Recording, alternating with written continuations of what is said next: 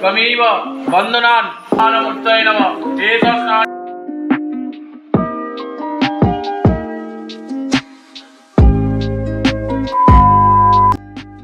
শুভ সকাল বন্ধুরা, তোমরা কেমন আছো? আশা করছি তোমরা সবাই ভালো আছো, সুস্থ আছো। আমিও ভালো আছি। আরবি ব্লগে তোমাদের সবাইকে স্বাগত। অনেক ভালোবাসা জানিয়ে নতুন একটা ভিডিও শুরু করলাম। আর বন্ধুরা, পুরো ভিডিওটা দেখার জন্য তোমাদের কাছে অনুরোধ রইল। আজকে হচ্ছে শুক্রবার আর এখন বাজে সকাল 9:15। তো দেখো, আমি এখনই রান্নাবান্নাটা একবারে বসিয়ে দিয়ে তোমাদের সামনে চলে এসেছি। তো দেখো, এদিকে আমার ভাতটাও হয়ে গেছে আর এইদিকে হচ্ছে আমি ভেন্ডি ভেজেছি আর ওইদিকে আমি আলু সোয়াবিনের তরকারি করছি। আর এইদিকে দেখো, আমি টক ডাল করেছি তোমার দিয়ে তেঁতুল দিয়ে আর হচ্ছে টমেটো দিয়ে আমি টক ডাল করেছি। তো আজকের মেনু হচ্ছে আলু সোয়াবিনের তরকারি, টক ডাল আর হচ্ছে ভেন্ডি ভাজা। তো দেখো, আমি এদিকে রান্নাবান্না করে আমি এদিকে রেডি হয়ে গেছি। তো আজকে তো নীল ষষ্ঠী বন্ধুরা, তোমরা সবাই জানো। তো সব মায়েরাই সন্তানের জন্য মঙ্গল কামনার জন্য এই উপোসটা করে, তো আমিও করেছি। দেখো, তো আমি যাচ্ছি এখন আর কি বেরোবো গঙ্গায়। তো আমি যাব গঙ্গায়, আরও পাড়ার সব বউরা মেয়েরা আর কি বাচ্চারা সবাই যাবে। তো দেখো, এদিকে আমরা টোটোতে বেরিয়েও পড়েছি। মানে দুটো টোটো গেছে, আমার দাদারাই গেছে। আমার দুই দাদাই যেহেতু টোটো চালায়, তো আমার দুই দাদাই আর কি এসছিলো, ওরাই ভাড়া নিয়ে গেছে। তো দেখো, এদিকে আমরা আর কি একটু জ্যামের মধ্যে আটকে গেছি। এটা হচ্ছে অনেকটাই জ্যাম ছিল রাস্তাটায়। তো দেখো, ওইদিকে আর কি এই পেছন ফিরে আমি বসে আছে, সবাই বসে আছে। তো দেখো, অলরেডি আমরা পৌঁছে গেছি গঙ্গাতে। আর এই গঙ্গাটা না ভীষণ ভালো, ভীষণ সুন্দর। এই ঘাটটা দারুণ, তোমরা দেখলেই বুঝতে পারবে। এর আগেও একটা ব্লগে আমি এই গঙ্গা স্নানের একটা ভিডিও ছেড়েছিলাম, যে আমার বৌদি স্নান করতে এসেছিলো, তো আমি এটা ছেড়েছিলাম, পুরোটা ঘুরিয়ে তোমাদের আমি দেখিয়েছিলাম। তো সেই ঘাটটাতেই আবার আমরা সবাই আর কি চলে এসেছি।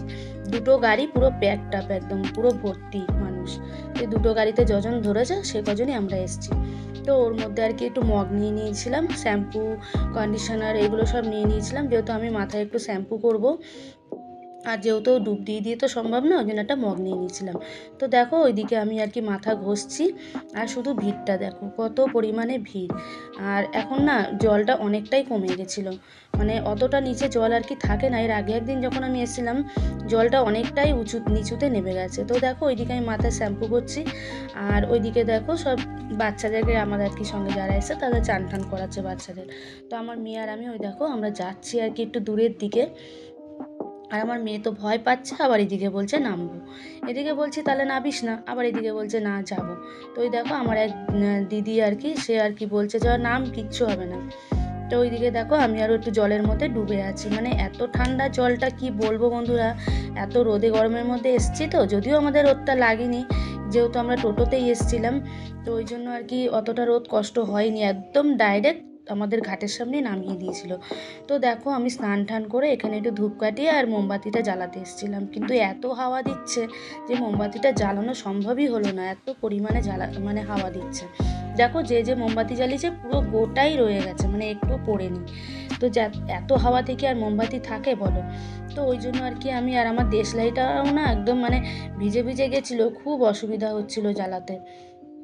তো আমি আর কি ধূপকাঠিটাই আর কি একটু জ্বালিয়ে দেবো এই জায়গাটায়। আর একবারে আমাদের পাড়াতে এসে যে আমাদের শিব মন্দির থাকে, ওইখানেই এসে আমি মোমবাতিগুলো একবারে জ্বালিয়ে দেবো। তো দেখো, আমি চেষ্টা করছি অনেক জ্বালানোর, কিন্তু জ্বলছেই না, এত পরিমাণে ভিজে গেছে। তো আবার আমি উঠে গেলাম, যে দেখি ওইদিকে তো মোমবাতি একটা টিপটিপ করে জ্বলছিল। তো আমি যাই দেখি ওই দিকটায়, আর ভিড়টা দেখো পরিমাণে বন্ধুরা, কত পরিমাণে ভিড়। তো চলো, ওই দিক থেকে আমি একজনের থেকে দেশলাই চেয়ে নিয়ে না, আমি একটুখানি ধূপকাঠিটা এখানে ঘুরিয়ে দিলাম, মা গঙ্গাকে একটু দেখিয়ে দিলাম, দেখিয়ে টেকিয়ে আমি তারপরে ওইখানে আমি পুঁতে দেবো।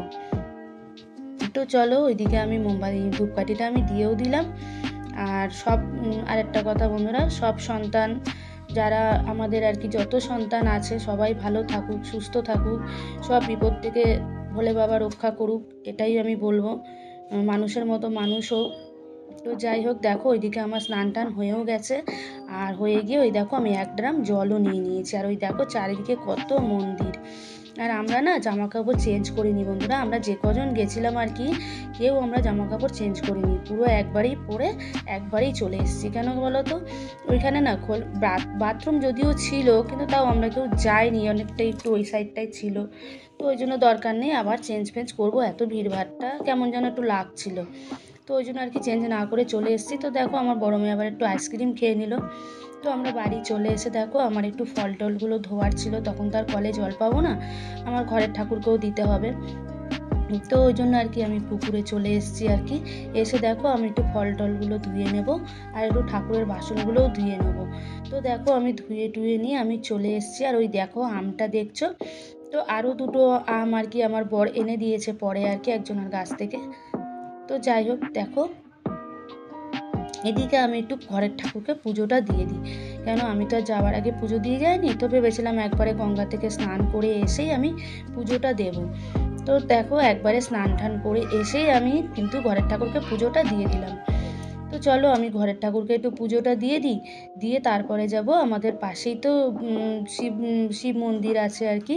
তো ওইখানে আর কি যাব বলে ওই দেখো আমি রেডি হয়ে গেছি। আমি আর আজকে সাদা যে আমার পুজো দেওয়া শাড়িটা সেটা আর পরিনি, একটা ছাপা কাপড়ই পরে নিয়েছিলাম তাড়াহুড়ো করে, জানো তো পুজো দিতেও তো ঘরে সময় লাগে, ওইদিকে লাইনও পড়ে যায়।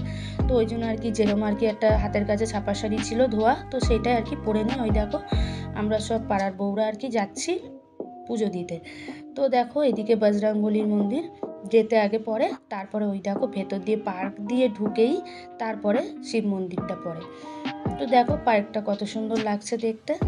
আর আজকে প্রচুর ভিড়ও হয়েছিল, কিন্তু আমরা যে সময়টায় গেছিলাম না, তো একটু কপাল ভালো যে আমরা একটু ফাঁকা পেয়েছিলাম, জানো তো নইলে না প্রচুর লাইন পড়ে।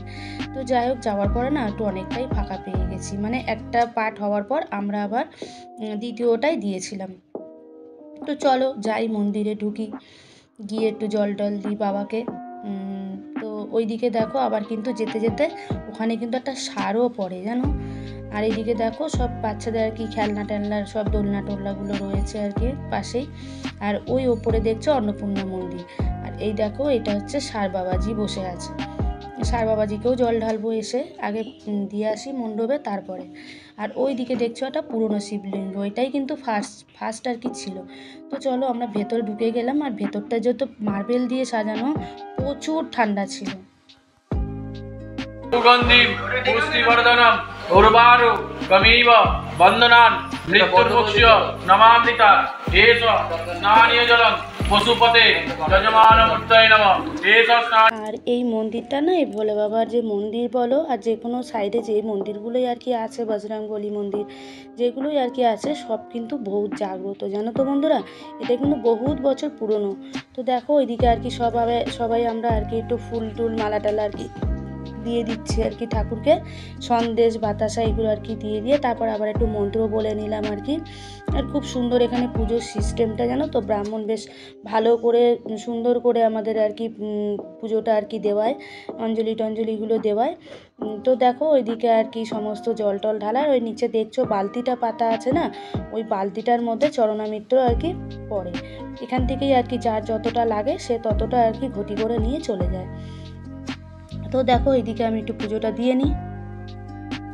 তো চলো ওইদিকে দেখো আমি পুচকে একটা সারকে জল ঢেলে দিলাম, ওদিকে ওকেও একটু জল ঢেলে দিলাম, দিয়ে একটু ফুল টুল বাতাসা দিলাম। আর ভেতরটা দেখো বন্ধুরা কত সুন্দর লাগছে না দেখতে, দেখো চকচক চকচক করছে। আর ভেতরটা না ভীষণ ঠান্ডা, ভীষণ ঠান্ডা, মানে মনে হচ্ছে পুরো এসিতে যেন ঢুকলাম। তো দেখো এদিকে আর কি আমি একটু মোমবাতি জ্বালিয়ে দেবো। মোমবাতি ধূপকাঠিটা কিন্তু ভেতরে জ্বালানো যায় না, ওটা কিন্তু বাইরেই জ্বালাতে হয়। এইটা দেখছো এটা কিন্তু অনেক পুরনো শিব বাবাজি আর কি, বহুত পুরনো এটা আগে ছিল, তারপর ওইটা আর কি নতুন প্রতিষ্ঠা করানো হয়েছে আর কি। তো চলো আমি একটু এইদিকেও জল ঢেলে দিলাম, দিয়ে একটু ফুল বাতাসা সন্দেশ দিয়ে দিলাম, দিয়ে যাব তারপরে আমি ওই আমার বড় সার বাবাজির কাছে। তো চলো একটু সার বাবাজিকেও একটু ঠান্ডা করে দিই। তো দেখো এইদিকে একটা বড় সার বাবাজি বসে আছে, সবাই আর কি এখানে ফুল মিষ্টি জল টল যা দেওয়ার আর কি যেটা, তো সেটাই সবাই আর কি দিয়েছে। তো আমিও একটু জল ঢেলে দিলাম আর একটু বাতাসা সন্দেশ এইগুলো আর কি একটু দিয়ে দিলাম। তো চলো এবার সন্তানদের মঙ্গল কামনায় নাম করে এবার একটু মোমবাতি জ্বালানো হোক। চলো একটু মোমবাতি দিয়ে দিই আর একটু ধূপকাঠি জ্বালিয়ে দিই।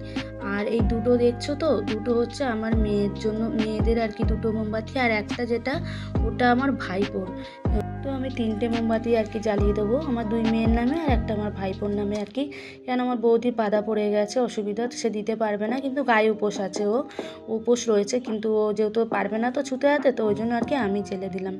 তো চলো আমি এদিকে একটু মোমবাতি ধূপকাঠি জ্বালিয়ে দিই, দিয়ে তারপর বাড়ি যাব, গিয়ে আবার একটু যাই হোক জল মিষ্টি একটু খাবো, খেয়ে আমি তো ফল টল খাই না, একটু জল মিষ্টি খাবো, খেয়ে তারপরে একটু রেস্ট নেব। আমার মাথাটা না ভীষণ যন্ত্রণা করছে জানো তো, যেহেতু রোদ্দুরটা পড়েছে পুরো মাথায়, তারপরে আমি ভিজে গায়ে এসছি বাড়িতে, ওই জন্য না আমার মাথাটা না খুব যন্ত্রণা, টিপ টিপ টিপ টিপ করছিল কপালটা ভীষণ। আমার রোদ আর এই জল যদি একসাথে হয়ে যায় না, তো আমার মাথা আর কি কপালটা আর কি ভীষণ যন্ত্রণা করে, মাথা বলবো না, আমার কপালটা আর কি টিপ টিপ টিপ টিপ টিপ টিপ করে যন্ত্রণা করে।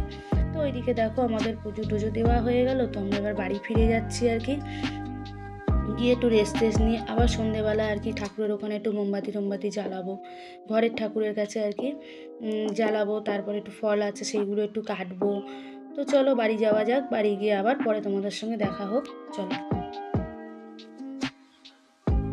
তো দেখো এদিকে যেতে যেতে আবার একটু বজরংবলীর মন্দিরের এই যে দেখিয়ে দিলাম সাইডটা, ওইটা হচ্ছে গণেশ মন্দির, আর ওই পাশটায় হচ্ছে দিঘি, আর এগুলো সব দোকান, লাড্ডু টাড্ডু ফল, তারপরে তোমার ফুল, এইগুলো আর কি সমস্ত বিক্রি হয়।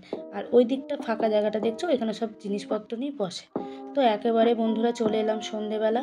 তো দেখো এদিকে আমার সন্ধেবাতি দেওয়াও হয়ে গেছে, আমি মোমবাতিও জ্বালিয়ে দিচ্ছি, আর ওই দেখুন যেহেতু ঘরে পাখা চলছিল তো ওই জন্য আর কি একটু মোমবাতির আগুনটা না একটু অসুবিধা করছিল। তো দেখো ওইদিকে আমি আর কি ফল টল নিয়েও বসে পড়েছি কাটতে, বেশি ফল কাটবো না, আমি ফল অল্প করেই কাটবো, কেন খুব একটা ফল কেউ খাবেও না ঘরে, তো ওই জন্য আর কি অল্প করেই ফল কেটে নিয়েছি। তারপরে চলে এসে দেখো একেবারে রাতেবেলা রান্নায়। তো আমি ভেবেছিলাম রাতে একটু ছাতু টাতু খেয়ে শুয়ে পড়বো, আর দুপুরে না 1.5খানা মিষ্টি খেয়েছি, আর সারাদিনে কিচ্ছু খাইনি। তো আমার বর বলছে তুমি রাতেবেলা ওই দুপুরে 1.5খানা মিষ্টি খেয়ে আবার রাতে ছাতু খেয়ে শোবা, এমনি তোমার শরীরটা খুব একটা ভালো নেই, তার মধ্যে এই খেয়ে শুলে তো আরও শরীর দুর্বল হয়ে যাবে, কোনো দরকার নেই, যেটা চালের জিনিস নেই সেটা তুমি কিছু খাও। তো ওই জন্য আর কি ও বললো একটু ডালিয়া করে নাও, তো আমি একটু কী করলাম, যেহেতু বকাবকি করছে বলে আমি একটু ডালিয়া করে নিলাম, আর এদিকে আলুর দম করে নিলাম। তো চলো বন্ধুরা ভিডিওটা আমি এই পর্যন্তই রাখবো, যদি তোমাদের ভালো লাগে চ্যানেলটিকে সাবস্ক্রাইব করে লাইক কমেন্ট শেয়ার করে অবশ্যই আমার পাশে থেকো। আর এইদিকে দেখো আমার কিন্তু আলুর দমটা হয়েও গেছে, তো এইদিকে আমি আর কি নামিয়েও দেবো, আমি এখানে নিরামিষ করেছি এটা। তো যাই হোক বন্ধুরা আমি এই পর্যন্তই রাখলাম, তোমরাও সুস্থ থেকো কিন্তু, ভালো থেকো, দেখা হচ্ছে কিন্তু অন্য ব্লগে। তো আজকের মতন টাটা বলো আর গুড নাইট দুটোই।